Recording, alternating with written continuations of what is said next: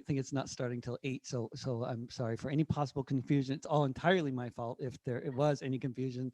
And but I promise it will be a long and good concert. So stick around. Hopefully good. It'll be my first live concert for an audience not at a protest in 1.5 years. So it feels very special to me.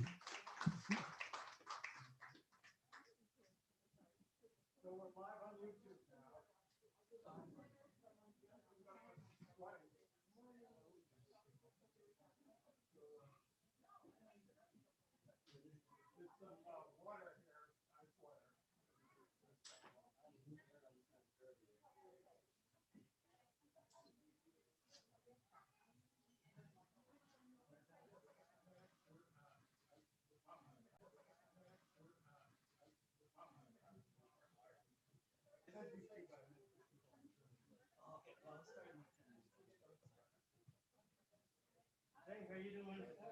Very good.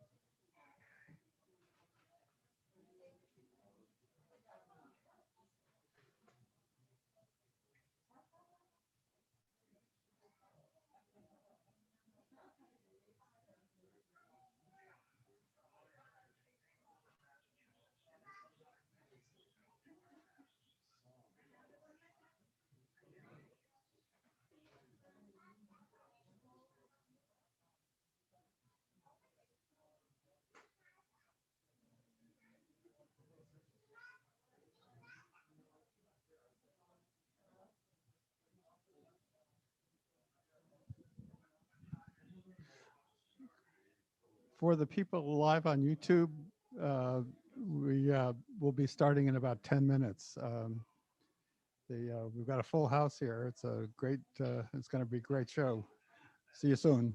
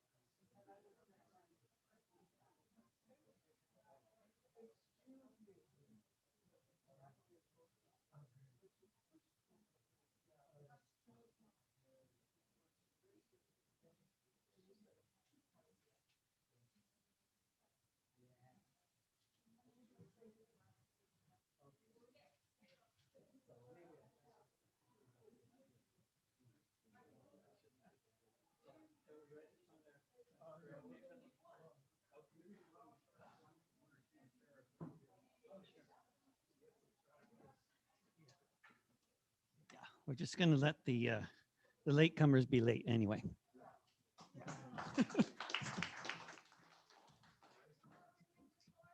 Well, really, they think they're on time, so. But it's my fault.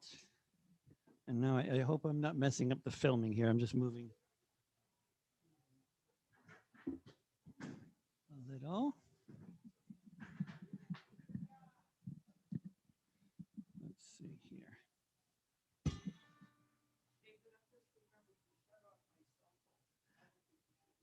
Oh yeah, that's always good. Unless it's going to ring in the right key, but that's unlikely.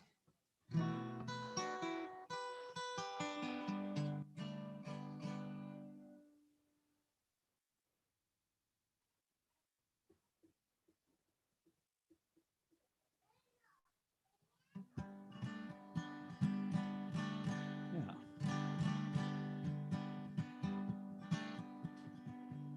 They discovered water on the moon recently and gave me ideas. The news isn't getting any brighter. The death toll isn't getting any lighter. There's a dark pall drifting overhead with so many more people dead. Turn on the computer or the TV set. It's a world full of anger and death threats. What could happen if life could be supported somewhere else where things might be better sorted? A place where some could start anew, another way to say we're not through despite all of the destruction.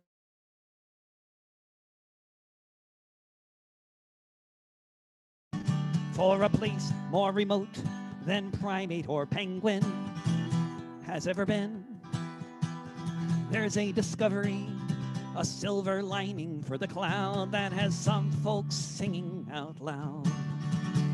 There's water on the moon way up there.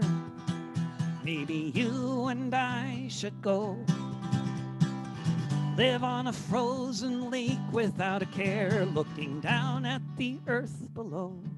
The cafes are all closed. You won't miss the sight of someone bringing to your table a flat white. We can still make espresso up there in our bubbles, breathing freshly manufactured air. When we go outside, we can jump so high. You speak into your mic, I'll hear your reply. We can look at the green earth, wish it well, from up in the place that makes the waves swell. There's water on the moon way up there. Maybe you and I should go live on a frozen lake without a care, looking down at the earth below. Up there, life is simple with just a couple distractions. Too few of us to form a faction. We all practice great lunar hygiene, all tested, cleared, and quarantined. Go back to visit now and again the planet that we lived in way back when, before the satellites found H2O. And some of us said, fuck it, let's go. There's water on the moon way up there. Maybe you and I should go live on a frozen lake without a care, looking down at the earth below. There's water on the moon way up there. Maybe you and I should go live on a frozen lake without a care, looking down at the earth below. There's water on the moon.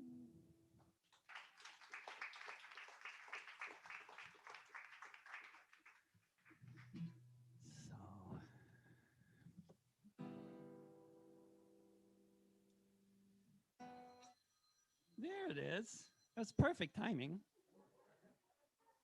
Right in between. It's a call from space. Yeah, it's Elon.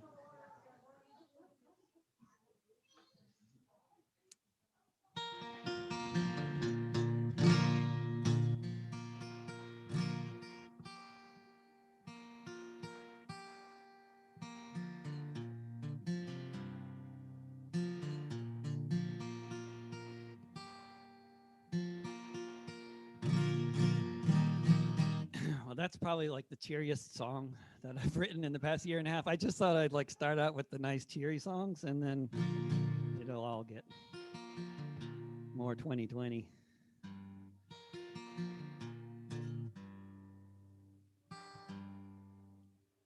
Frozen. No, I think they found it was water once, but there's something frozen. Yeah, no, but it's worth investigating, especially if the billionaires want to go there and look. Like, it's a nice risky job. Jacob Blake was walking to his SUV. Alton Sterling was selling DVDs. Eric Garner had just broken up a fight. Breonna Taylor was asleep in the middle of the night. Tamir Rice was playing in the park. Elijah McClain was out walking after dark. Dominique Clayton was sleeping in her bed where she was shot by a cop in the back of her head. Say their names. Say their names. Say their names. Say their names. Walter Scott was driving to a store. Betty Jones was answering her door. Philando Castile was driving home with his girlfriend. Anthony Hill was naked on the grass when he met his end. Edsel Ford was walking in his neighborhood. Michael Brown was blown away just standing where he stood. Kendra James was shot to death at a traffic stop by yet another unaccountable killer cop. Say their names. Say their names. Say their names. Say their names. Atiana Jefferson was playing a video game with her little nephew. Gunned down just the same. Oscar Grant was celebrating the new year, handcuffed when the shots rang out that everyone could hear. Eric Reason pulled into a parking spot. Not long after that was when he was shot. George Floyd was just shopping in a store. Micah Xavier Johnson thought he was still at war. Say their names. Say their names. Say their names. Say their names. Say their names.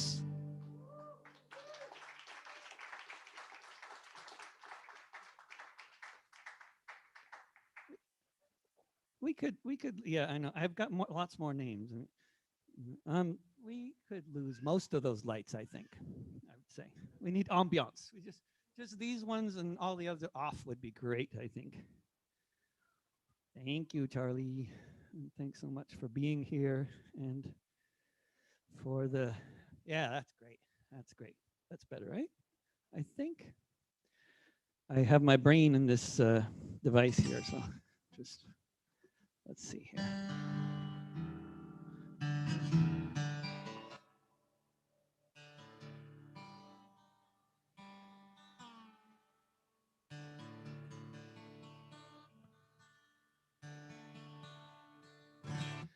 I gave my guitar a tattoo.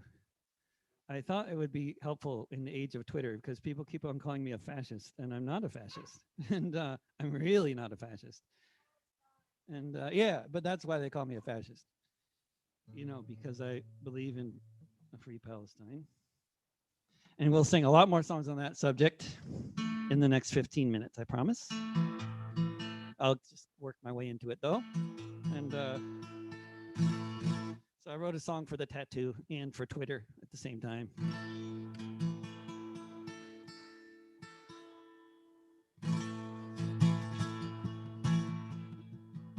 This machine is dangerous. It communicates. It can carry memes that can destabilize a state. It can carry rumors, whether true or not. It can sow discard like an agent or a bot. It can bring people together. It can unify, or it can spread half-truths and lies. This machine is dangerous. It can light a fire. There may be no limit to what it can inspire. Bring a person to the edge of sanity and back. It can mobilize a mob to attack. It can fire ammunition with each swing of a pick, faster than Jackie Chan can kick.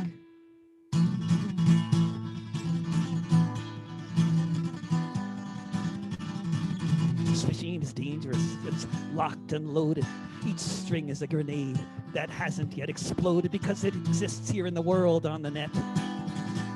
Whether it's on Twitch or on your TV set, with words, ideas can spread. Each one a potential bullet in the head.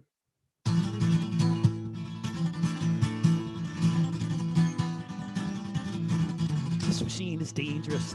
It can make you dance. It can make you feel like maybe you have a chance. It can sell a brand of ketchup. It can save your soul. It can create division if division is the goal. It can build a movement, or it can call it out. Of one thing at least there is no doubt. This machine is dangerous.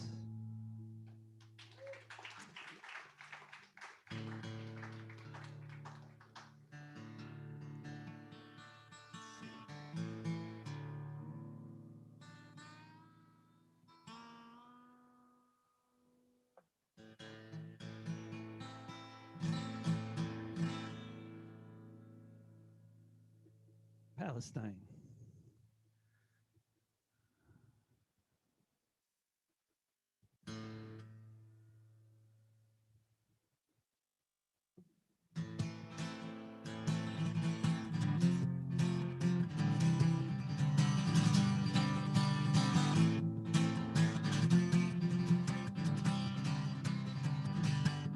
I heard them marching, chanting, "Kill them all." I saw millions of people trapped behind ghetto walls. I saw the soldiers shooting every Friday afternoon. I saw some exposed to sickness with others made immune. I saw the tear gas in Al-Aqsa, eyes open wide. I saw the mob attack the motorist and beat him till he died. I heard the generals lying. I saw the tanks moving in. I heard the settlers shouting, "Let the killings begin." Look up above, hear the ear-splitting sound. Watch the buildings crumble to the ground. See the planes in the sky there by the sea, so much like New York City. I heard the wailing voices of the dying and forlorn, of the kids who couldn't get out and those who weren't warned. I saw all the schools and hospitals in pieces there still from the last time the IOF came to maim and kill. I saw the brave children with piles of rocks facing tanks demolishing city blocks. What's left of the grove but some sap as they try to wipe Palestine off the map. Look up above, hear the ear-splitting sound. Watch the buildings crumble to the ground. See the planes in the sky there by the sea, so much like New York City. I heard the DNC and all the Republicans too pledge allegiance to Netanyahu. I heard the president starting the story with rockets from a ghetto where people live in rubble, starved by an embargo. I saw a whole lot of crocodile tears on display for the zillionth time. I heard politicians say, "Can both sides please de-escalate?" On one side are the occupied, on the other an apartheid state. Look up above, hear the ear-splitting sound. Watch the buildings crumble to the ground. See the planes in the sky there by the sea, so much like New York City. I heard them marching, chanting, "Kill them all." I saw millions of people trapped behind ghetto walls.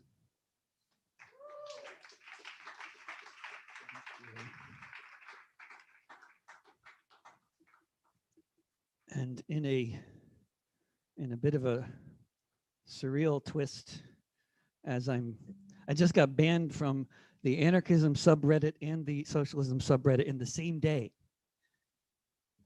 And if you don't know what either of those things are, you're much better off. But in a surreal twist, it's entirely possible that this could be soon on the radio all over Cuba. I'm working recording a song with a Cuban songwriter named Vicente Filiu. He wrote the chorus. So if you want to criticize anybody's Spanish, you know, I'm the one responsible for the bad pronunciation, but he wrote the words. Actually, Simone Bolivar wrote the words. In the halls of power in Washington, D.C., now that the pandemic has the planet on its knees, combined with the embargo since they tightened up the screws, they see something flammable. They want to light a fuse. The empire can't pass up a chance to undermine and pursue their imperial designs. Los Estados Unidos se creen el país elegido por Dios para acabar con el mundo en nombre de la libertad. From the halls of power in Washington, D.C., to the collapsing buildings on the shores of Miami, you can see them on the TV, the crusaders of the North, talking from the tent camps about bringing freedom forth from a land where there's a massacre each and every day. Listen to the president say, Los Estados se creen el país elegido por Dios para acabar con el mundo en nombre de la libertad. In the halls of power in Washington, D.C., in the wake of all the blood they have spilled across the sea and across the very nation they claim is so free, where 1 in 4 children each night go to bed hungry. The riot police are rioting here somewhere every night, but other people need more rights. Los Estados Unidos se creen el país elegido por Dios para acabar con el mundo en nombre de la libertad. In the name of freedom.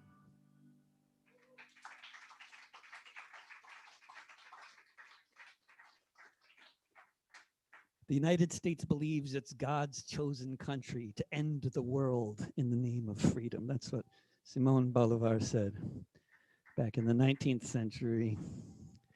Nothing changed, except we got nuclear weapons. So, but other things, good things happened too, like Fidel Castro.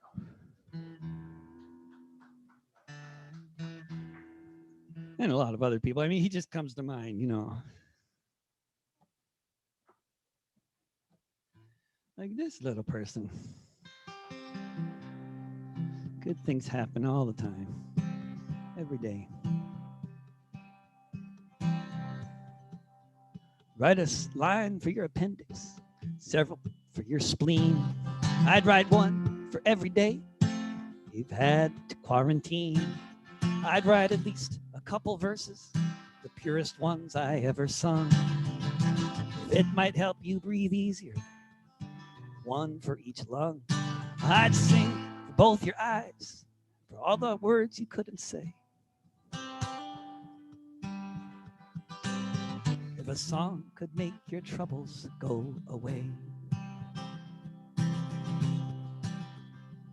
I'd write a line for the state in the hope it might fulfill a few basic obligations, a verse for the popular will, for all the help that was promised, for each check that never came, a few words for the hunger, a few more for the shame, for a little while, a lullaby to keep it all at bay. If If a song could make your troubles go away, I'd write a line for every pickup truck loaded up with freight, one for every worker burdened by the weight, one for the cartoneros for each bag stuffed with cans, verses for the veterans and for those who just began, one for each evacuee looking for a place to stay. If a song could make your troubles go away, I'd write a line for all the lonely, for the imprisoned and the trapped, one for every trouble in which each of us are wrapped. I'd write verses for the future, for how things must evolve. If these inequities are problems we really want to solve, I'd write a verse about the dreamers dreaming of a better day. If a song could make your troubles go away, if a song could make your troubles go away.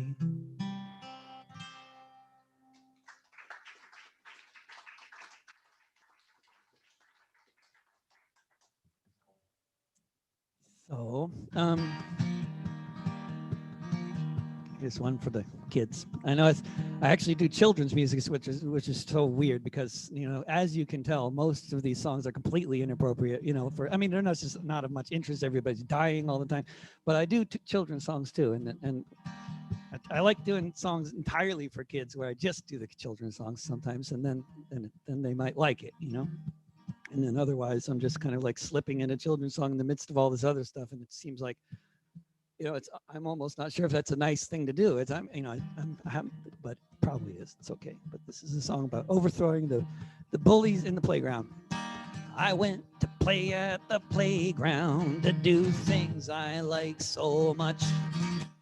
Run with my friends, play make-believe, swing on the swings and such. But this morning I went to the playground and bullies were guarding the swings. They knocked over the slide, dumped out the sandbox, took away all of our things.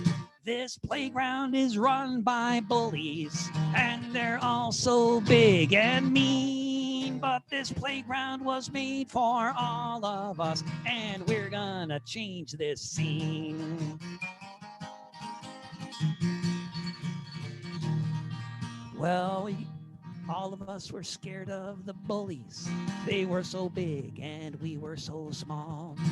Till somebody said if we organized, we could be 10 feet tall. We stood on each other's shoulders, put blankets over our heads. We looked like monsters and we roared like lions, and those bullies ran home and hid under their beds. This playground was run by bullies, and they're all so big and mean. But this playground was made for all of us, and we're gonna change this scene.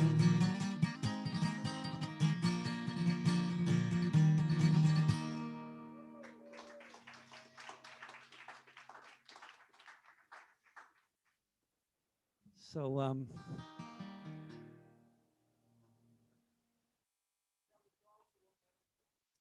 a metaphor. Yeah, could be. Yeah, definitely. For the world. The last course is supposed to be the world. Did I say the world? Did I say the playground? I think I messed it up. The world is run by bullies. It's supposed to conclude with that sort of bigger picture. Yeah, I think I messed that up. But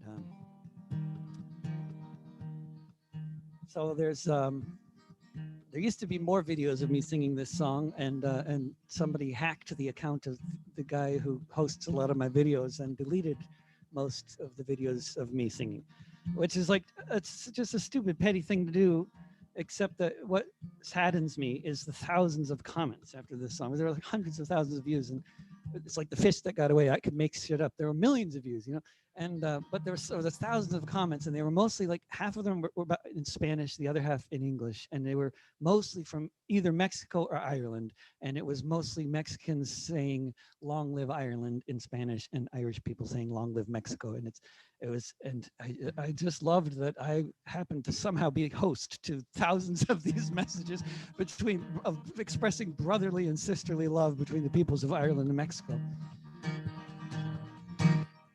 My name is John Riley. I'll have your ear only a while. I left my dear home in Ireland. It was death, starvation, or exile.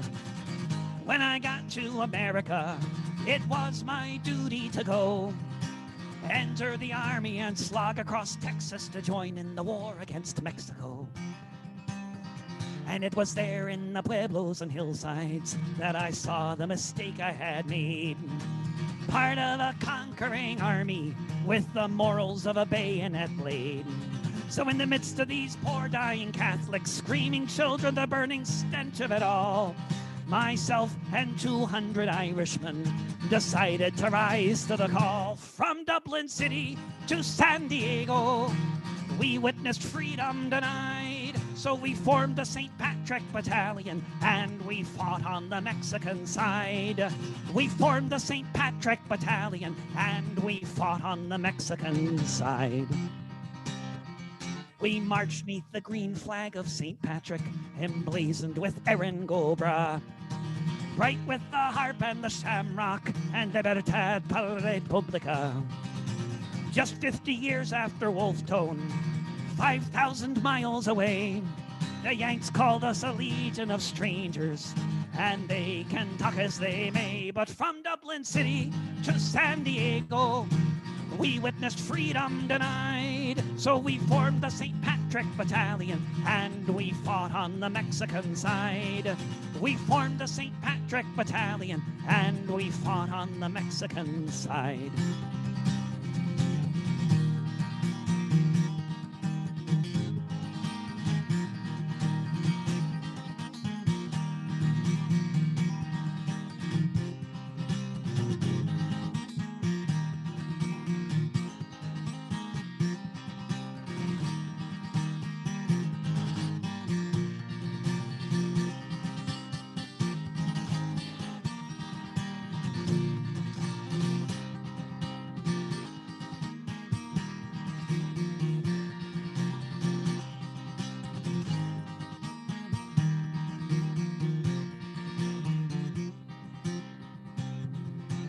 Fought them in 5 major battles. Churubusco was the last. Overwhelmed by the cannons from Boston, we fell after each mortar blast. Most of us died on that hillside in the service of the Mexican state. So far from our occupied homeland, we were heroes and victims of fate. From Dublin City to San Diego, we witnessed freedom denied. So we formed the St. Patrick Battalion and we fought on the Mexican side. From Dublin City to San Diego, we witnessed freedom denied. So we formed the St. Patrick Battalion and we fought on the Mexican side. We formed the St. Patrick Battalion and we fought on the Mexican side.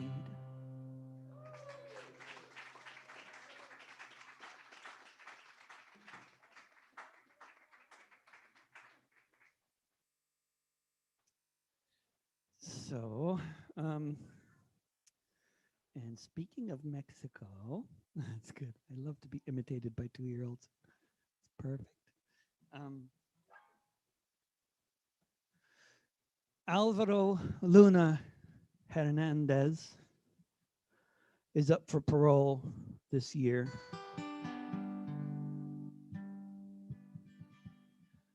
A friend in Texas wrote me a note on a piece of paper that happened to have information about Alvaro Luna Hernandez. Apparently that wasn't the main purpose of his note to me, but that's what I noticed. Alvaro Luna Hernandez started life with a shorted hand. Growing up in Texas on occupied land, his troubles with the law and with the sheriff of Alpine, resulted from a racist gang crossing every line of respect for human decency. Vicious thugs in blue who have ruled the hills of Texas since long before 52. In the middle of the 20th, when Alvaro was born, it wasn't long before the first time he was torn from the streets of Alpine to a windowless cell, when the cops kicked his head till no one could tell if he'd live or die, and somehow he was breathing still when the morning sun was shining in the Texas hills. Alvaro Luna Hernandez grew up to lead the fight against police corruption and for human rights. Falsely accused of murder, incessantly harassed, a young life in constant danger, quickly flying past. So on the day a cop came to his house, pointed his gun, Alvaro knocked it out of the officer's hands. He did run. Alvaro Luna Hernandez hid out underground after the biggest manhunt in West Texas. They fired many rounds. He managed to surrender without being shot, and that was the last breath out of prison that he ever got. The trial was a sham, and he was given 50 years, sentenced by the machine to be ground up in the gears. Since 1996, a quarter century ago, in solitary confinement, they've kept Alvaro. He's now lived to be an old man, and whether he ever leaves, justice in the USA exists only for the thieves who came and stole this country, declared it to be theirs.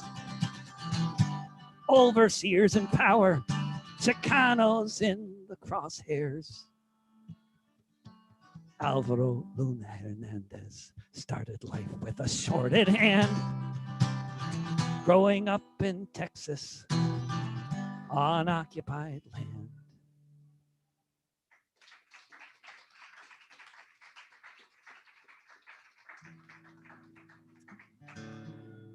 I'll do one more and we'll take a little intermission, and then I'll do a whole other set of a whole other bunch of songs, entirely different songs on maybe even entirely different subjects.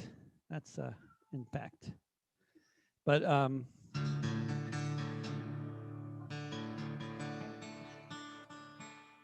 that? The whole thing. Yep. Well, yeah. That's true. I know it's always very selective, but this is a new song. My my Christmas for left-wing songwriters, it's a very select group, I guess, but I don't know how select, but at least but Christmas for us, if there's anything like that, is May Day, May 1st. At least if you ever get gigs in like outside of the United States, the whole rest of the world celebrates May 1st. It's International Workers' Day.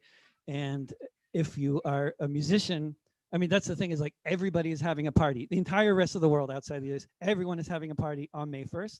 And it is the one day where there's absolutely always a massive chronic shortage of musicians, because every possible musician that knows any political labor-oriented songs is employed on May Day. And so my best May Day so far was I did 5 gigs. First was 8 in the morning. The last one was 9 in the evening.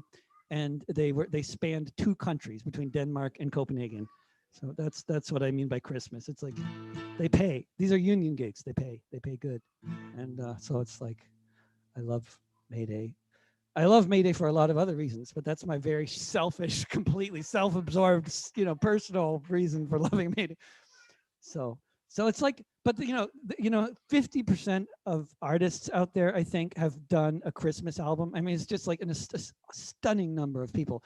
Back in the day of CDs, when CDs were a thing, they made Christmas albums. And if you have ever wondered, why are all these people doing that? Like people like John Lennon. I mean, people who are like, what, really? But yes, and also John Lennon's Christmas album was fantastic. But that's because 50% of CD sales used to happen in December. I mean, just in case you ever wanted to know why, but that's why. That's why. So I'm sure Mayday is nothing like that. But for Cuban artists, I'm sure that's like there must be a lot of Mayday albums. I don't know. But this is my latest song about Mayday. My song about the holiday.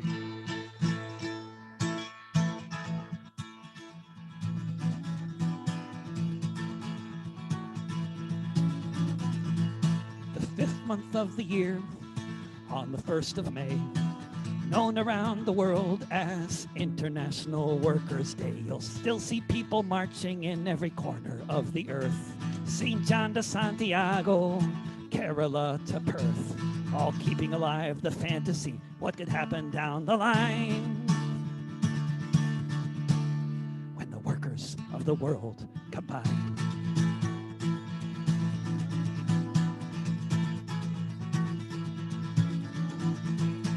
You can see us gathering early in the morn.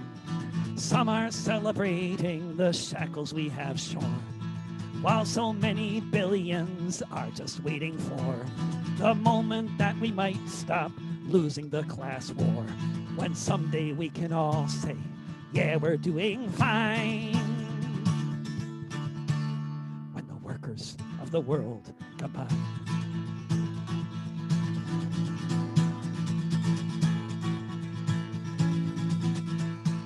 When that time arrives, maybe it looks like Mayday, like a festival that comes home and doesn't go away.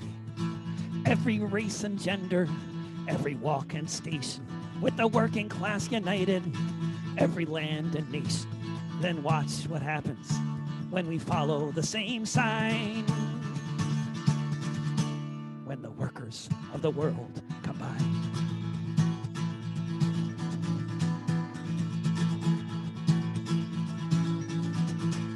The 5th month of the year, on the 1st of May, known around the world as International Workers' Day.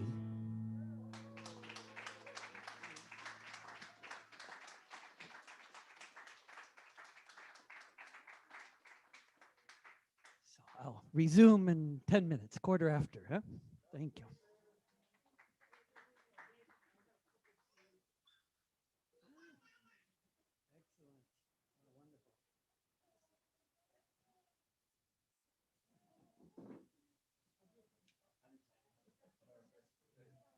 Mayday Coalition.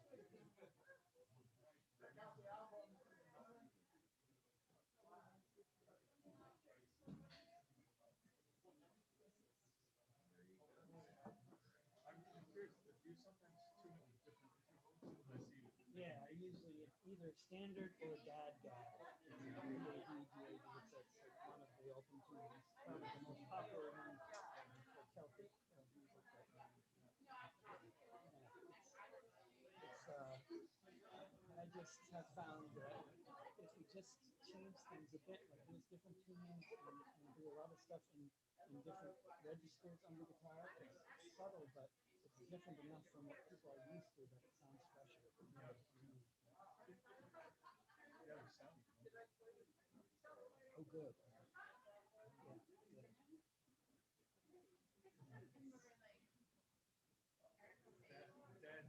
Dad Gad, yeah. There's that, and then there's DAD, F sharp AD, which is like the most popular open blues key. Dad Gad is just maybe GAD and then some.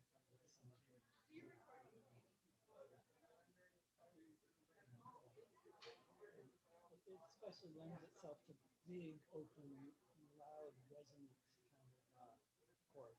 So it's great for accompaniment of louder instruments, which is probably why I imagine it got so popular now. guitars are very instruments compared to most of those others.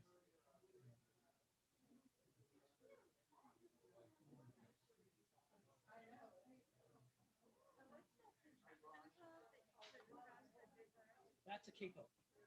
That's what I was asking you if you had, because as you may have noticed, I'm usually using it for most of my songs. I don't do much in open at the open position, first position.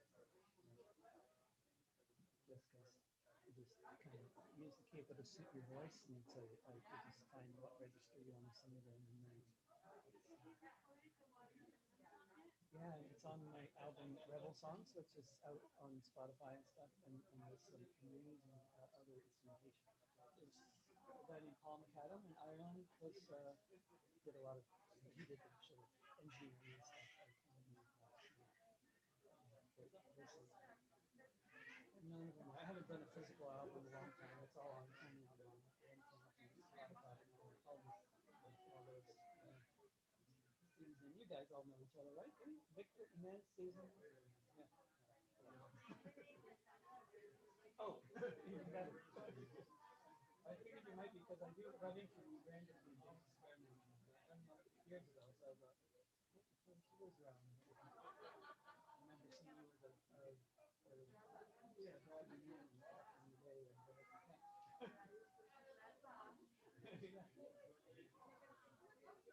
Oh, good idea. Yeah, I'll do that. Yeah. Well, yeah.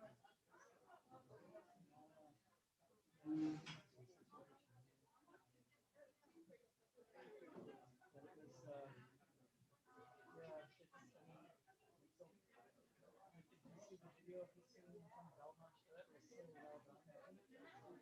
That, what? Still doing it in my face. Hoping to melt the heart of the judge, you know? You never know.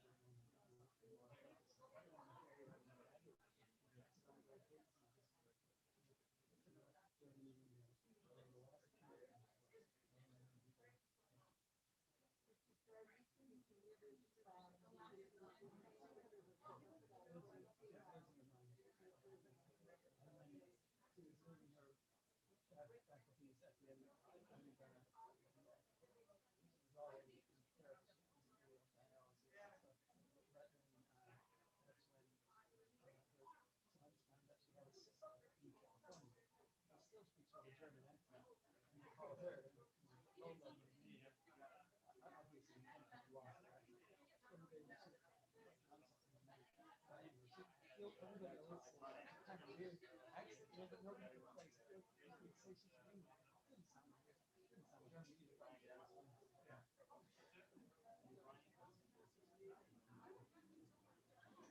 Didn't sound German either.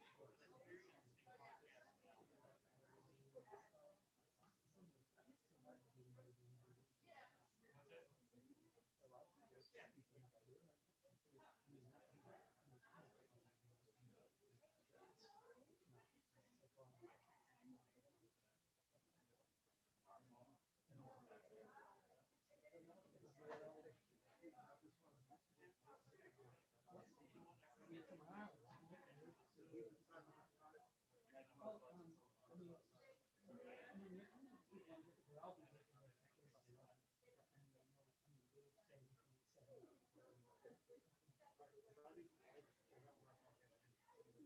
Oh yeah, Sean said he's waiting for 11 and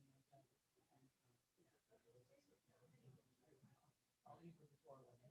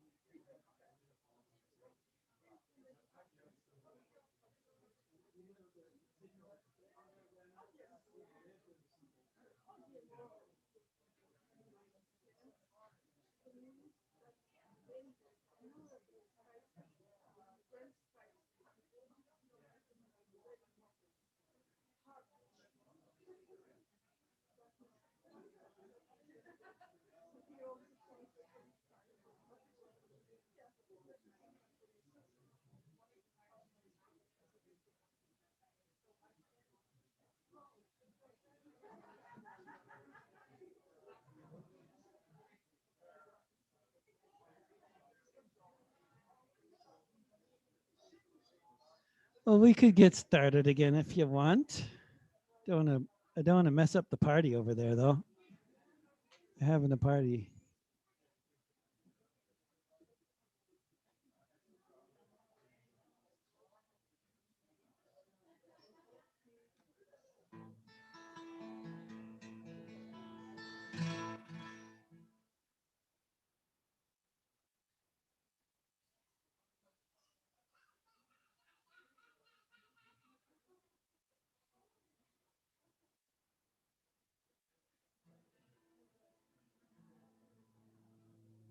Let's see.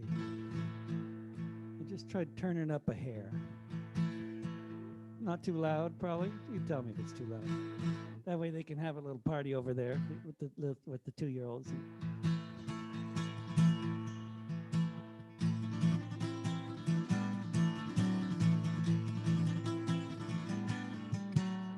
Blinken's bombing Baghdad. There's a famine in Tigray. Fires are burning in Flagstaff, blocking out the day. The wind blows so fiercely, the grass is turning brown, and it's 116 degrees, Portland town.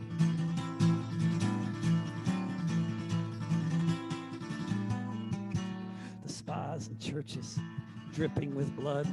A tower collapsed in Miami, damage from the flood. Before the summer's over, who knows how many will drown, and it's 116 degrees in Portland town.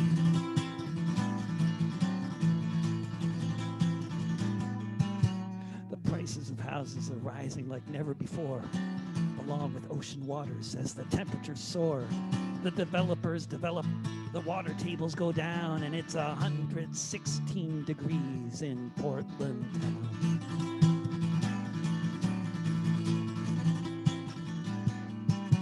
In the Congress, they're discussing infrastructure.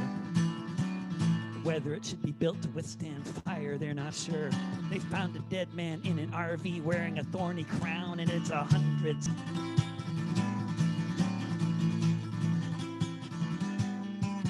Outside the motel, a man was flipping out. He called 911 to tell them about his need for mental health care, so they came and shot him down, and it's 116 degrees in Portland town.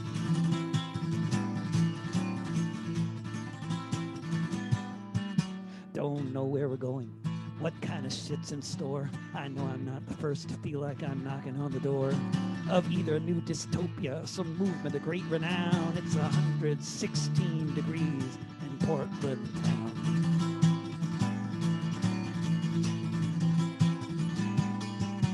In the farms in the valley, they're out picking cherries, dropping dead on the field with a bucket of berries. City of bridges, each one like a frown. It's 116 degrees in Portland town.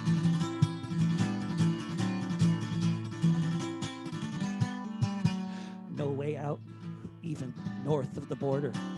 Welcome to the New World Order. Produced by criminal corporate clowns. It's 116 degrees in Portland town.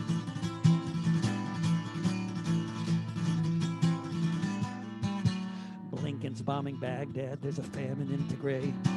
Fires are burning the Flagstaff, blocking out the day.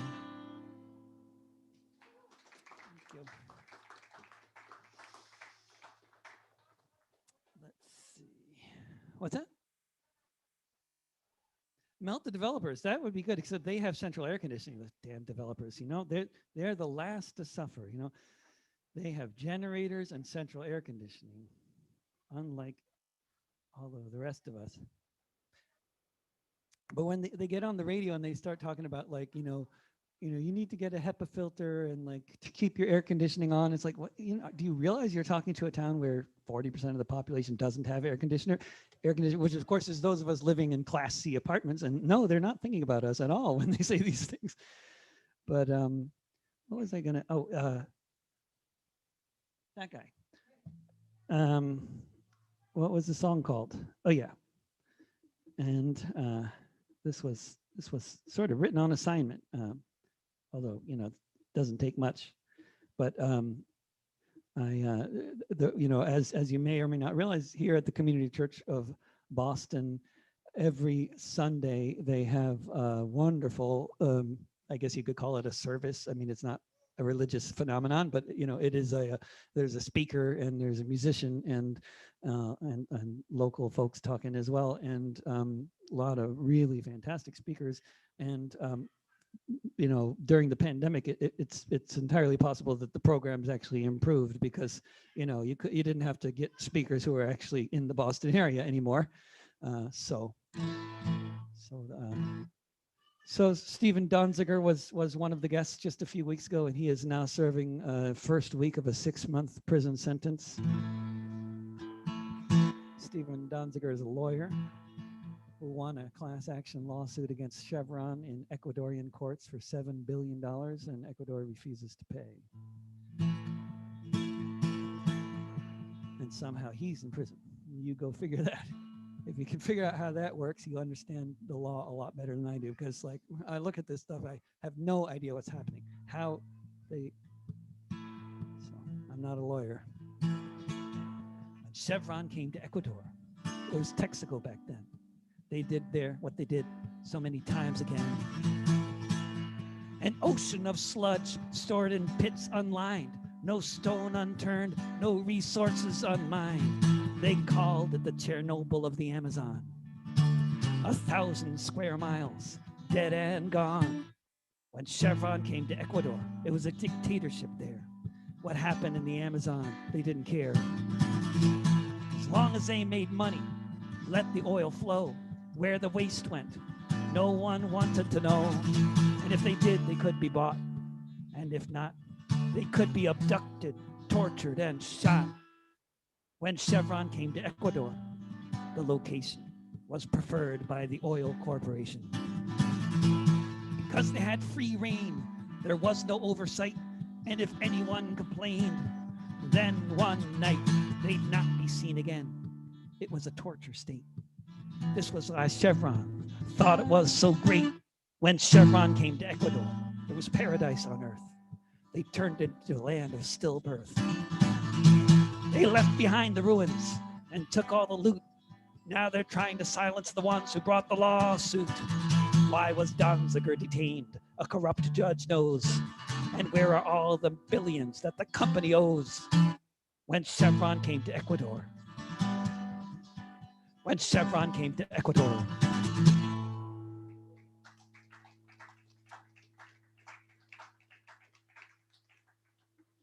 And then for the poster next to that one,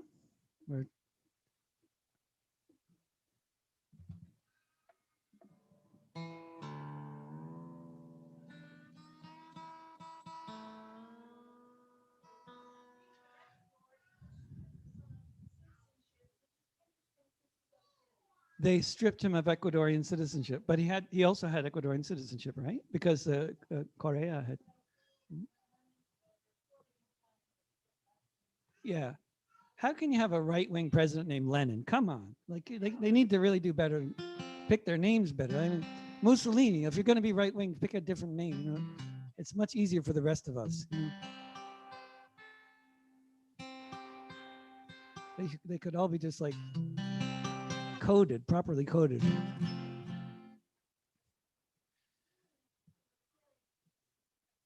Yeah, it's a bit strange. All right, it could be good for a song, but yeah.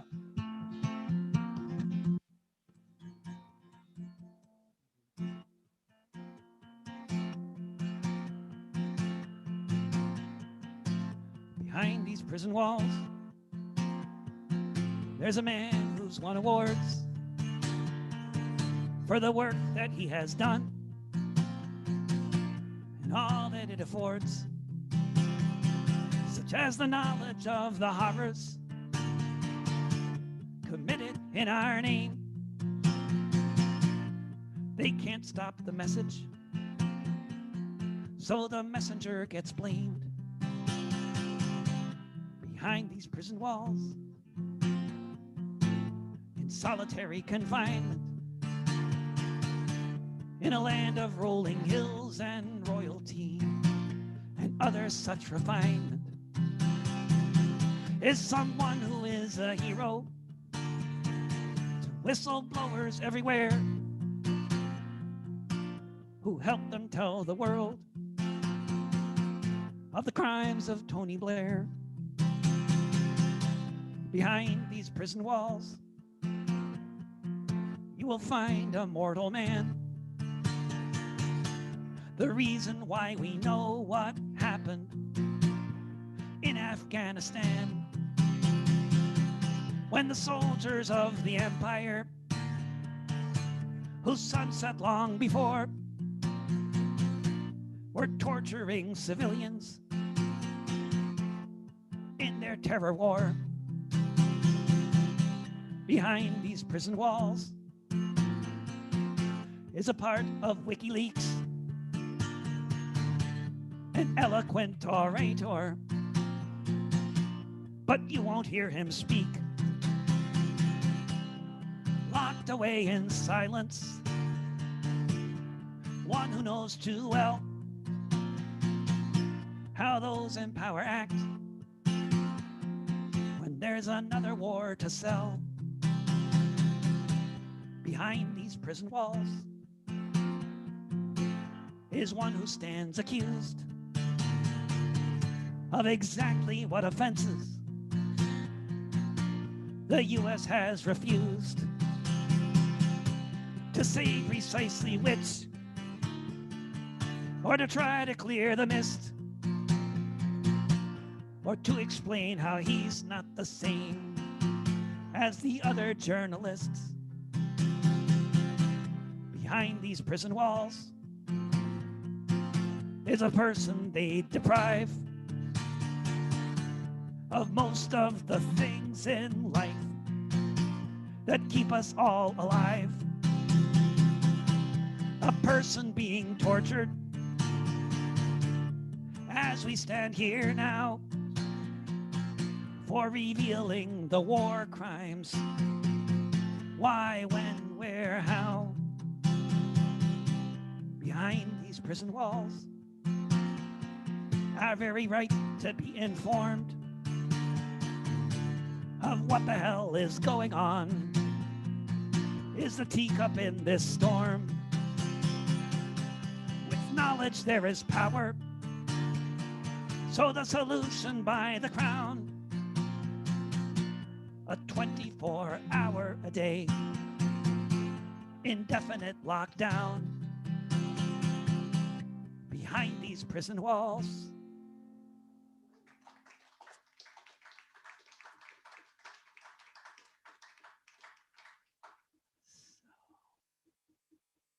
so there's tomorrow the eviction moratorium expires in the United States, the CDC moratorium, as the Delta variant is spreading. And what great timing. And of course, you know, most people don't have their jobs back, but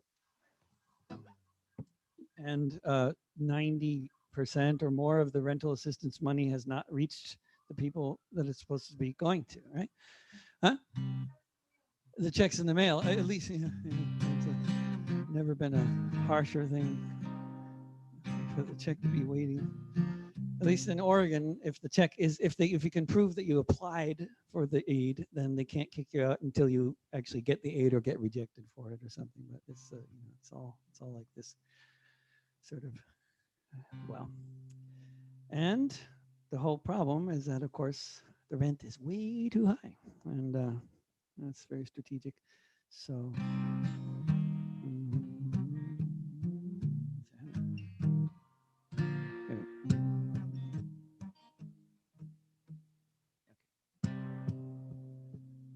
this is a previous government official who is still a billionaire.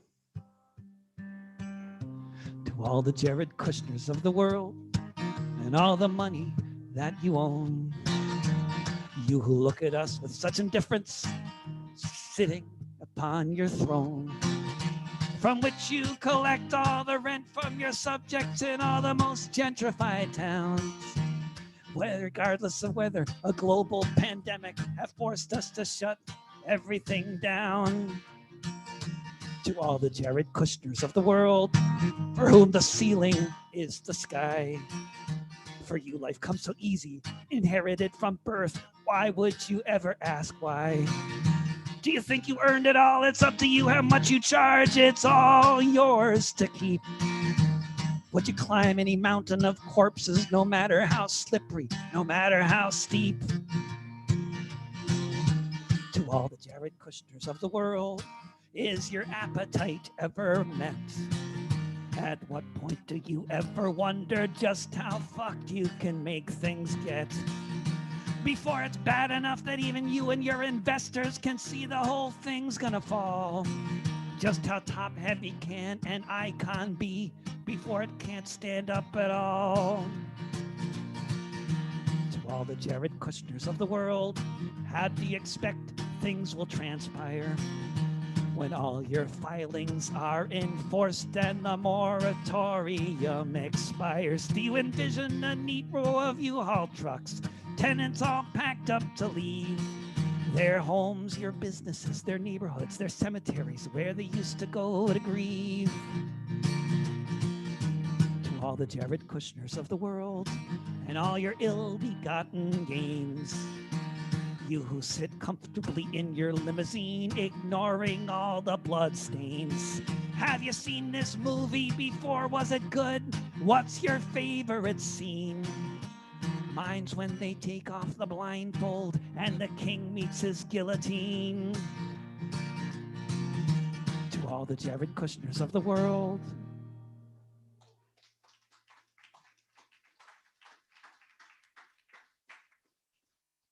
Well, was that? By Mart? Wait a sec. I need to look into that. So I was one of the most bizarre moments was, when they first started having people dying of the virus who didn't believe in it.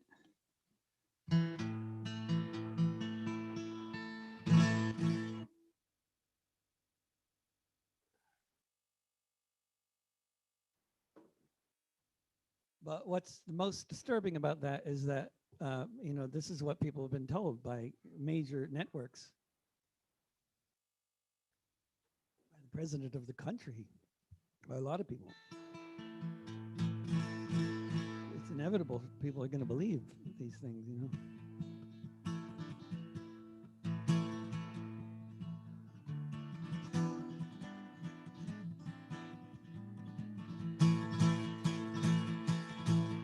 They lied about the wars, took time to figure out that democracy and freedom was not what it was about. They said we'd fight the terrorists, but all that I could see was I was occupying someone else's country. They lied about the weapons. They were also convinced. The generals on the TV, haven't heard from them since. They say it was an accident. I think it was their plan. They spread the lie on CNN, NPR, and C-SPAN. They lied about the jobs. All the pundits used to say before this city was abandoned and the good ones went away.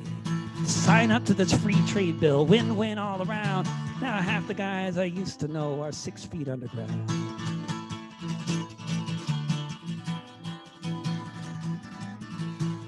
Is all they seem to do, looking at us on TV. They pretend they care, but it's all about the money, which anyone can tell. If you have half a brain, why I should believe them now, it just seems insane. Talk turned to the virus, what we all stood to lose. I was not the only one who thought it was fake news. I just went about my life like I normally would do. So maybe I'll catch a cold, I thought, or a little flu.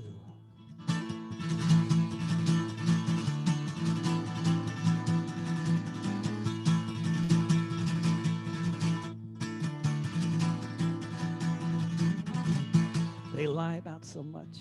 I wish it were not true, but from this hospital bed, if I could just click undo, I guess I would have worn a mask, stayed home to quarantine instead of being intubated, hooked up to this machine. You can say that I'm an idiot.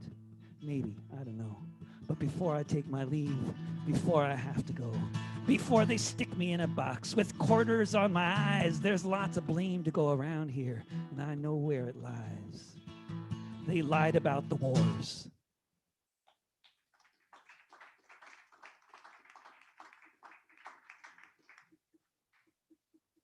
What else? I take requests, subject matter. You don't need to know a song that I wrote. Just like shout out a subject, maybe. When I'm more practiced. What's that? Oh, you got it. Excellent. I just when I've been actually on tour for a while, not only do I remember my songs, but I have some idea what I'm going to do next. But when I haven't played for a year and a half, I'm just clueless because I've written songs in the past year and a half, and they haven't had time to integrate themselves into any kind of a set list. That's although if I made set lists, that might work better. It might work better. A set list. This is a true story. I only write true stories. I used to make shit up, and then Wikipedia came along, and now I just like blame them.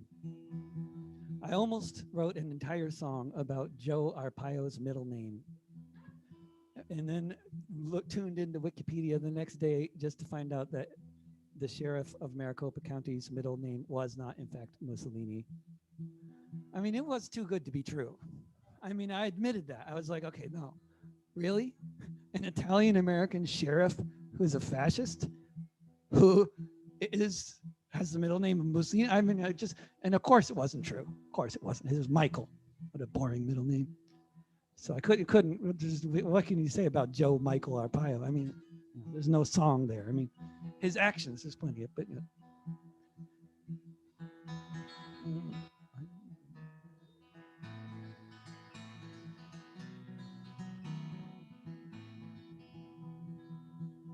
Jet fighters bombed the palace. We all watched it on TV. The 11th of September, 1973.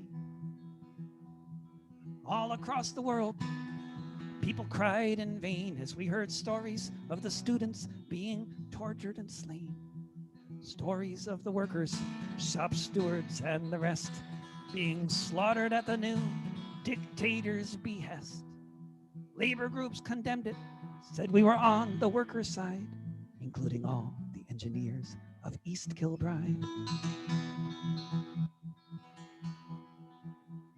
People organized a boycott of General Pinochet, who had overthrown Allende with a Hawker Hunter jet. Then a few months later, March of '74, Bob Fulton came to work at the Rolls-Royce factory floor. He looked at the orders that had come in that day and found crates with jet engines from Chile. Jet engines from the Air Force across the ocean wide, sent to be repaired in East Kilbride.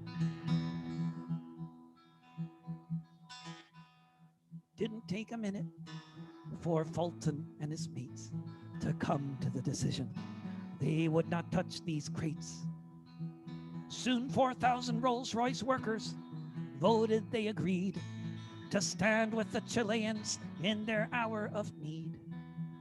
Management decried them, the Tories screamed and cussed, but the Hawker Hunter engines were left to sit and rust. Nowhere else on earth were workers qualified to repair the engines sitting there in East Kilbride. It's often hard to know if you've changed anything a whit, but decades later, a Chilean general would admit, for a time in Santiago, there were no fighters in the sky because the whole Chilean Air Force had not one jet that could fly. They may not have changed the world, this group of union engineers, but these crates of metal sat corroding for 4 years. So here's to British labor, how for 4 years it tried to do what could be done from East Kilbride. Jet fighters bombed the palace. We all watched it on TV. The 11th of September, 1973.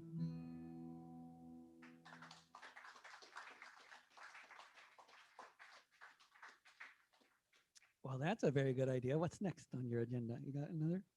That was a good one. Oh, good. Come on. 1848. Gosh, that's a really obscure one. Let's see. I'm a better anarchist. That's coming right up then. Yeah, I'm gonna have to practice 1848 again. But I love it that somebody requested that. Now I will practice it. But that's definitely the first time anyone asked for that one. I see. I haven't actually played that song in like Europe much, where a lot of people actually know a lot about 1848. Like if you go to the German schools, you learn about 1848, and that's so it's great too. A lot happened in 1848. If you haven't heard of 1848, check that year out. That was even better than 1917, arguably. Maybe not, but it was still a really good year. I just say that to be provocative, you know. My daughter was actually playing in on somebody's staircase, and their address was 1917. And I said, "Oh, nice address," and she said, "What? Why?" And I said, "Oh, I don't know. Never mind." I don't drive a car because they run on. It is run on biomass. I ride a bike or sometimes a skateboard. So fuck off all you drivers and your yuppie hordes sitting all day in the traffic queues. I'm a better anarchist than you. I don't eat meat. I just live on moldy chives or the donuts that I found in last week's dumpster dives. Look, you people in that restaurant, I think you are so sad when you could have been eating bagels like the ones that I just had. I think it is a shame all the bourgeois things you do. I'm a better anarchist than you. I don't wear leather and I like my clothes in black, and I made a really cool hammock from a moldy coffee sack. I like to hop on freight trains. I think that is so cool. It's so much funner doing this than being stuck in school. I can't believe you're wearing those brand new shiny shoes. I'm a better anarchist than you. I don't have sex, and there will be no sequel because heterosexual relationships are inherently unequal. I'll just keep on moshing to anti-flag and crash until there are no differences in gender, race, or class. All you brainwashed breeders, you just haven't got a clue. I'm a better anarchist than you. I don't believe in leaders. I think consensus is the key.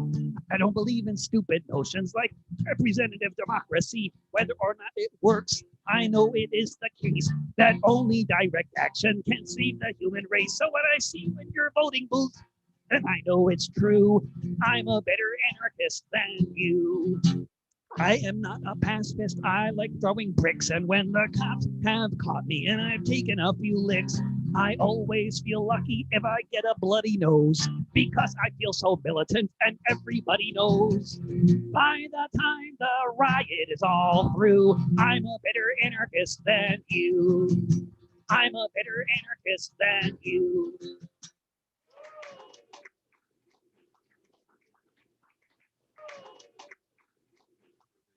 I know, and I wrote that song like 15 years ago. So, but I wrote it before Twitter, so they didn't have a chance to exercise, to.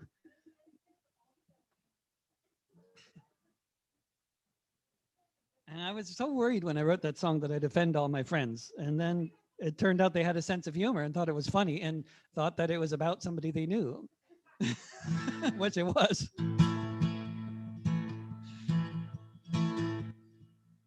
Let's see. That song go. Oh, that was a good song, if I could remember it. Oh, geez. No. Okay. Oh, there's one.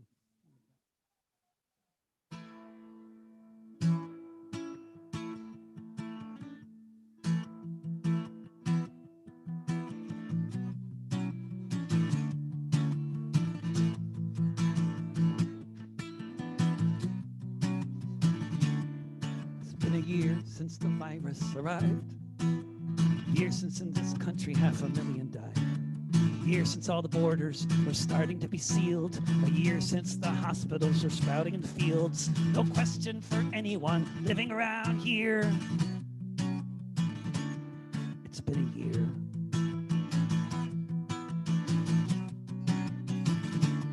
It's been a year since the cafes all closed, since the dates on the calendars froze. As the windows turned to plywood and the plywood turned to art, and unless you were essential or worked in a food cart, then you just had to cope with the anxiety and fear. It's been a year.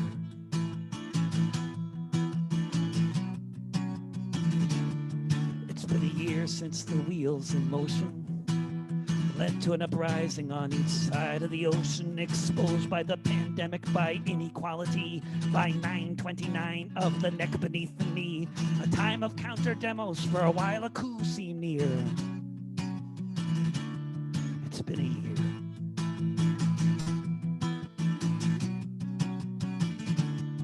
It's been a year since canceling the rent. A year since the last of the money was spent, since so many people saw we're all vectors for disease and there is such a thing as society. Since the words mutual aid became ones you'll commonly hear, along with grim milestone, it's been a year.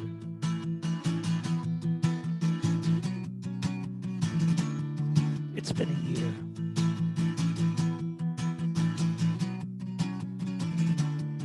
It's been a year.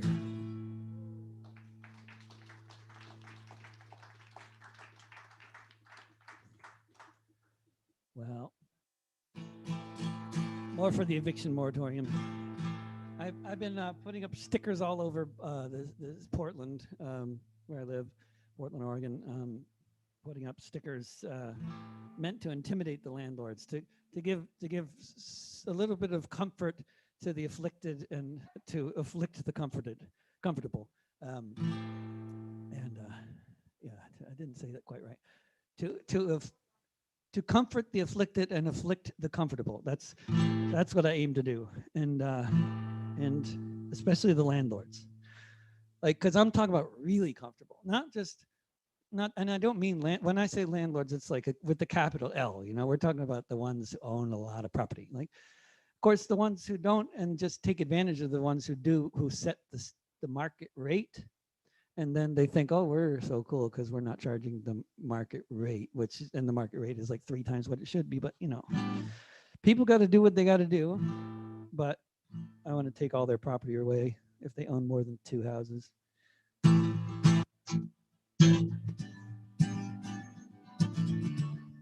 And I think that's generous. I'm writing you this letter because among the choices, it's probably better than listening to voices raging in my head saying point and shoot. Then after you're dead, your face meets my boot. I don't know your name. It's better that way because I can't play this game. Who knows what I'll say? I feel like I'm burning. I've had it up to here. It's time that you were learning the meaning of fear. I live in these apartments at your private property among your residents. Most of us agree that you're a piece of shit. How does that make you feel? We don't like you one bit, and that's for real. We think you're a thief, that you don't care. Seems your one belief is whatever the market will bear, whatever you can get away with, what you can make us pay. If we ever get justice, you should fear that's a landlord. Landlord. But it's not just you, it's all your kin. The things you do cause the state we're in. You bribe the politicians so they let you off lead. Now the legal situation's just the one you need for you to make millions, for profits to be high, but even billions won't be with you when you die. I hope you find the death you seek, meet the devil that you serve. If you live another week, that's more life than you deserve. Landlord. Landlord. In the class war you're waging, there's no question who is winning. But if there's any justice, this is only the beginning. The next act in the play will be written by the tenants, and until your dying day, you'll be paying penance. Your assets will be seized, that's a given.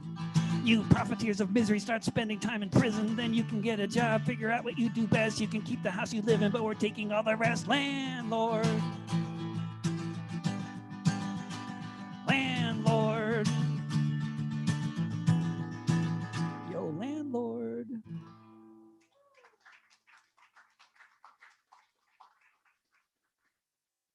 That's my letter to my landlord. And then there's the song that's just called Landlord. I like to write songs for my landlords.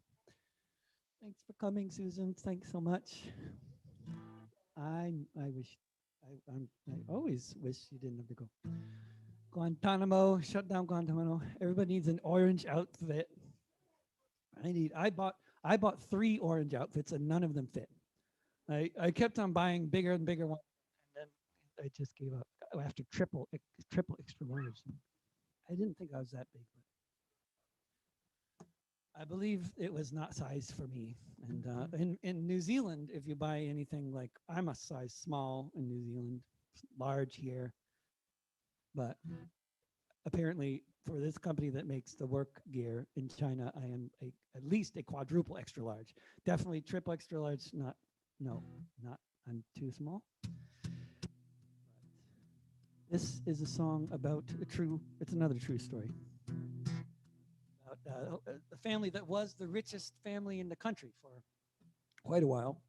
They were given the land by the Dutch and given it by the English, and they kept it after the Revolution, and that says everything you need to know about the American Revolution.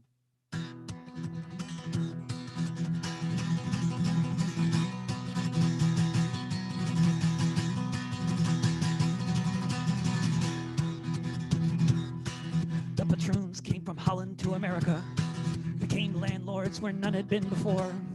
Soon one man owned 500,000 acres on both sides of the Hudson River shore. He invited families to move in and give him 30% of everything they grew every year.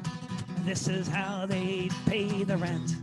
His name was Van Rensselaer. He became one of the richest men on earth. In today's terms, $90 billion is how much he'd be worth. All this for doing nothing but saying all of this was his. I have the power of the state behind me, and I'm in the landlord biz. After 200 years of this and one revolution won, another Van Rensselaer had another son, and this Rensselaer was greedier than his ancestors dead and past. It was the 1840s, and things were changing fast. It was the straw that broke the back. The bottle was uncorked. They started organizing meetings, the tenant farmers of New York. They found the strength of numbers. They found the power of suggestion. They found each other asking the same question. Who gave you the right to be a landlord? To live a life of ease while others toil? Who gave you the right to be a rich man while the rest of us can work this soil? They vowed they would stop the rent collection. They vowed they'd bring this madness to an end. And when one blew the tin horn of distress, they soon found they had 1,000 friends, dressed in calico skirts, with masks upon their faces, on horseback, armed with knives and guns. They chanted and they yelled, they kept their farms, and they kept the sheriffs on the run. They asked, who gave you the right to be a landlord? To live a life of ease while others toil? Who gave you the right to be a rich man while the rest of us pay you so we can work this soil?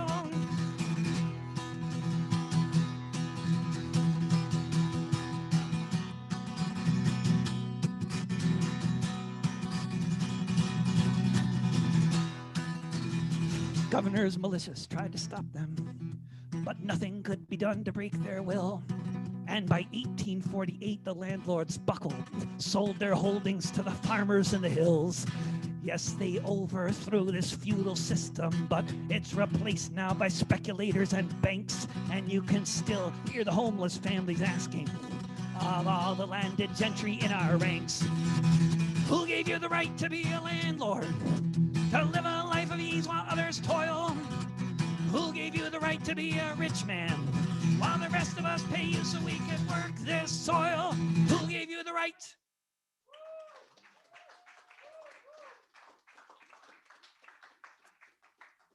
Thank you.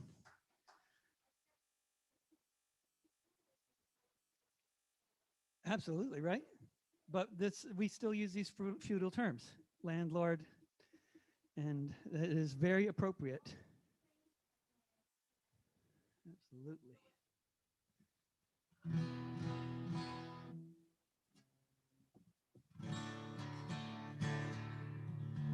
We've all lost a lot of people over the past year. This is a song about one of them. Dreamed I saw in Feeney.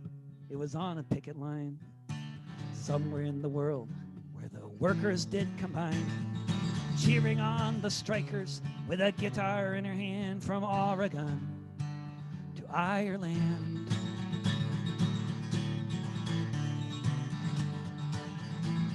I dreamed I saw in Feeney, amid the foggy glow of the flashbang grenades outside the WTO, singing songs against the war at a military fort, or making arguments in court.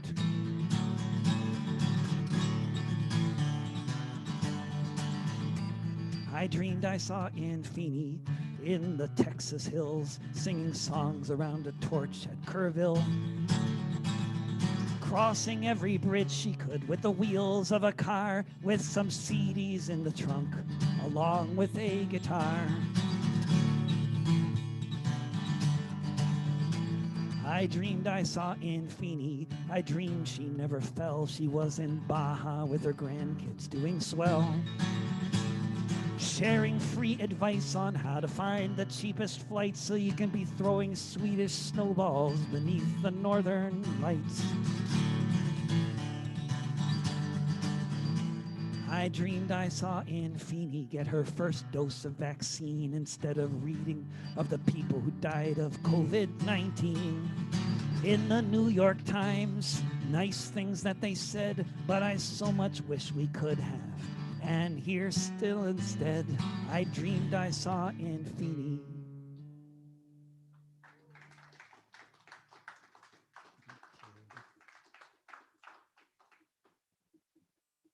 So I'll do,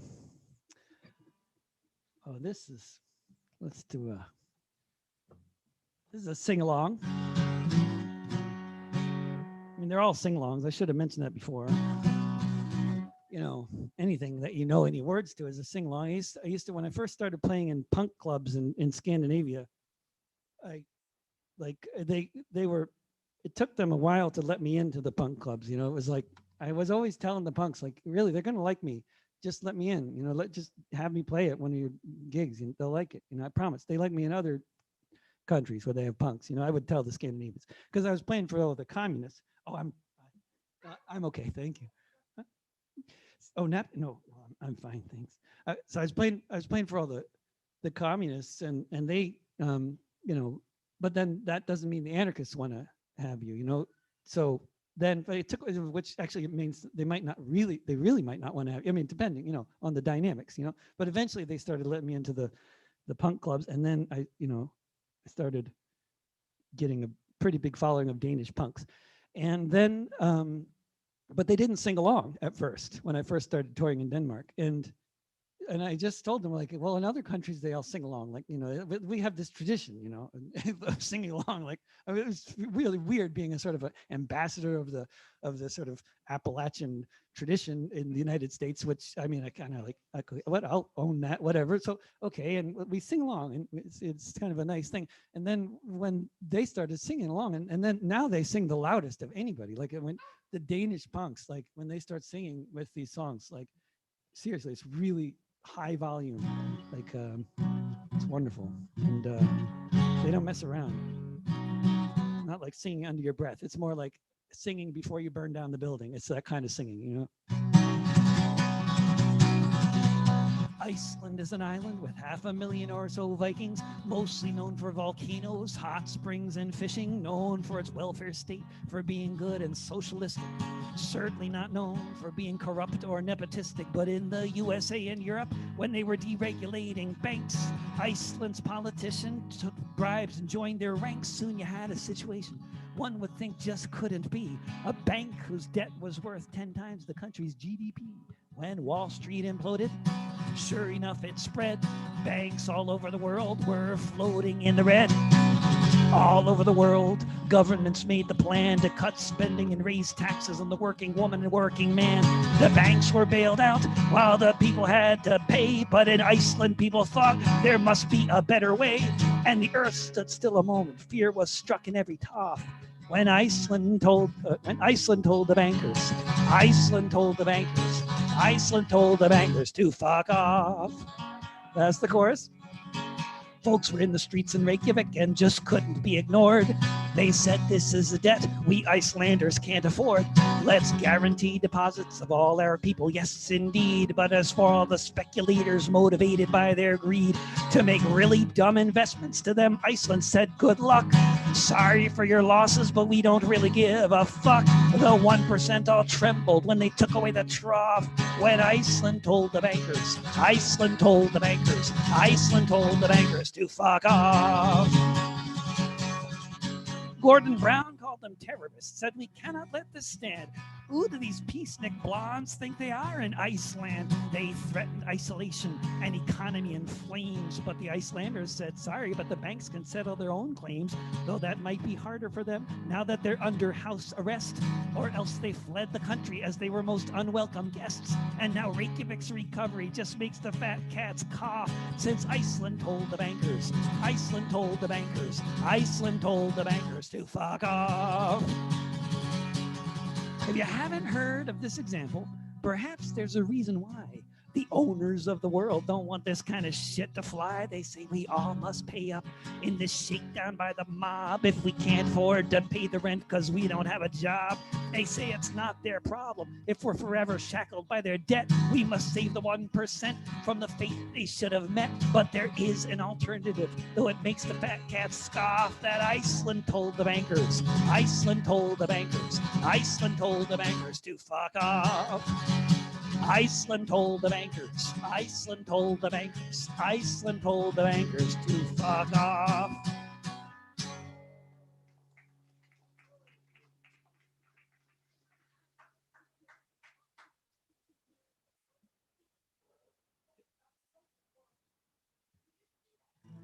It was a very hopeful moment.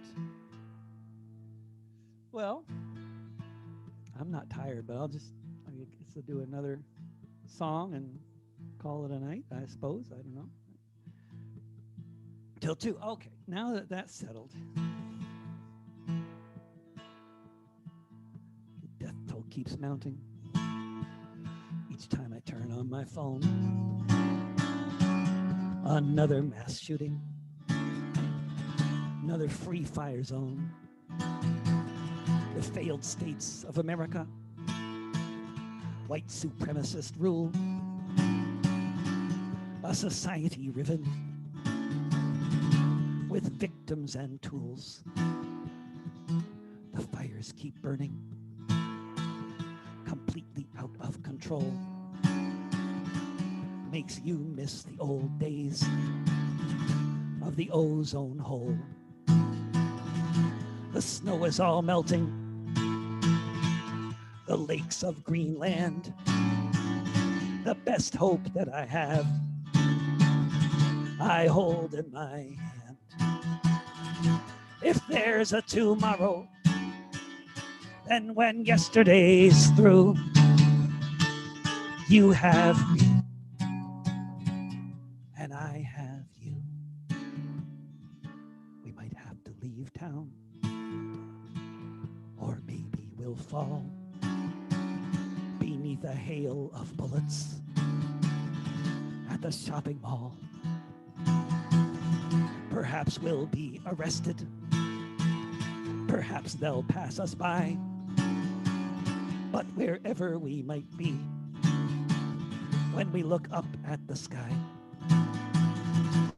if there's a tomorrow, then when yesterday's through, you have me,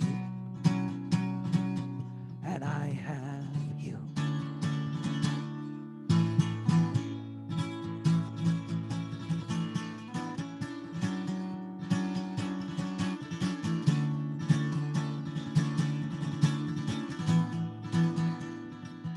They can call it natural, made by humankind. We'd like it to be different, but this is the place we find. The one we inherit, the one we're in now, whatever might come of the future. Why, whatever might come of, if there's a tomorrow, then when yesterday's through, You have me, and I have you. If there's a tomorrow, then when yesterday's through, you have me, and I have you. I have you.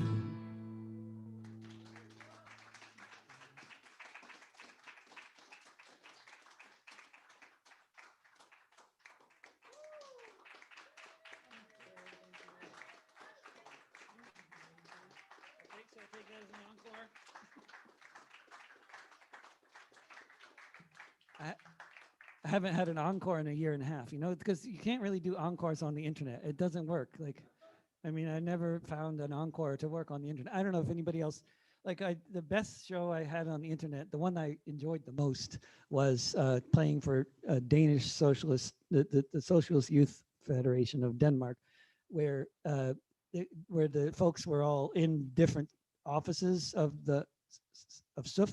The Socialist Youth have offices in all the cities in Denmark.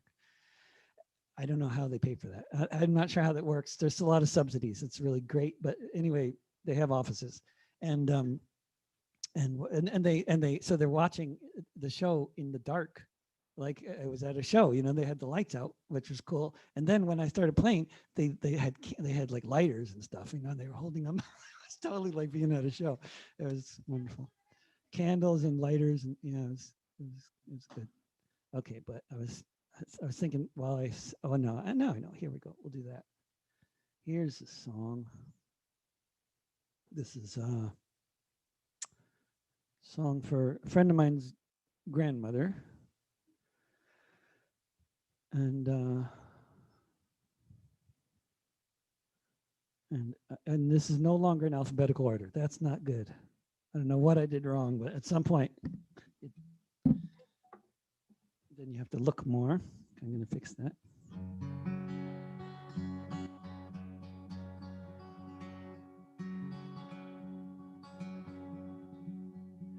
Katarina Jakob, long before she took that name, was organizing workers in Hamburg just the same. Organizing beneath the flag of deepest red, a new dawn of peace and freedom clearly shining in her head.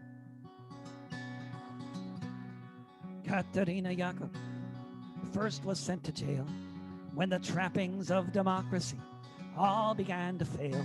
She was frequently arrested in and out of custody while her first husband was in hiding from the Nazis.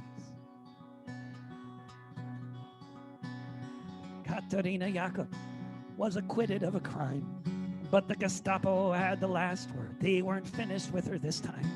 She was sent to Ravensbrück, a killing hunger at her side. She heard of the execution, how her second husband died. For Katarina Jakob, the end was close at hand. She was on a death march with a ragged, starving band, marching through a forest, being led by the SS. What would happen hours later seemed impossible to guess. When the sun rose the next morning, it was the 1st of May, and they all sang the Internationale. They all sang the Internationale. Katarina Jakob thought about her children and the friends and comrades taking care of them, not knowing yet if any of them survived, not knowing that soon she'd see her daughters both alive.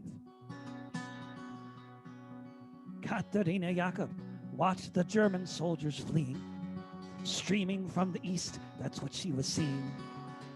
Allied bombers flew above them. She thought they all might die. And then soon there was the silence of all the SS men. When the sun rose the next morning, it was the 1st of May, and they all sang the Internationale. They all sang the Internationale.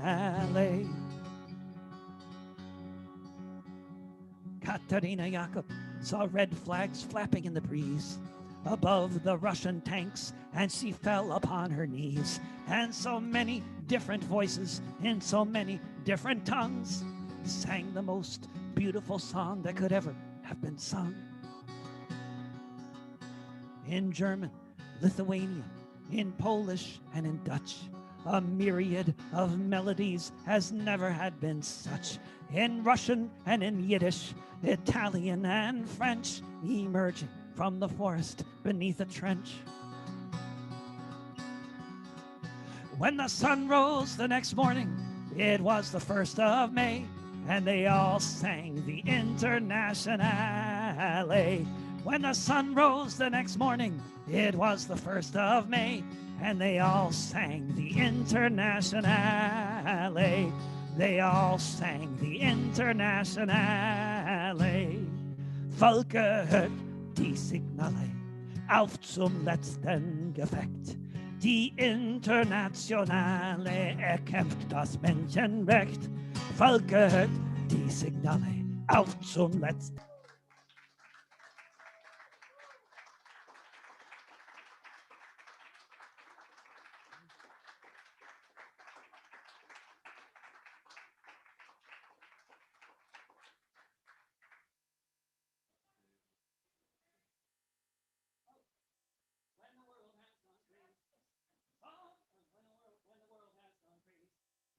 Becoming clear when they're gunning down our comrades, and it seems the end is near as they're loading up the launchers for the tear gas grenades. We can take off our bandanas and kiss behind the barricades. They will try to break our spirit, and at times they may succeed, but our love for the world is stronger than their greed. When the building is surrounded and hope begins to fade, in my final hour, a kiss behind the barricades. As the movement grows, there will be hills and bends, but at the center of the struggle are your lovers and your friends. And the more we hold each other up, the less we can be swayed. Here's to love and solidarity, and a kiss behind the barricade.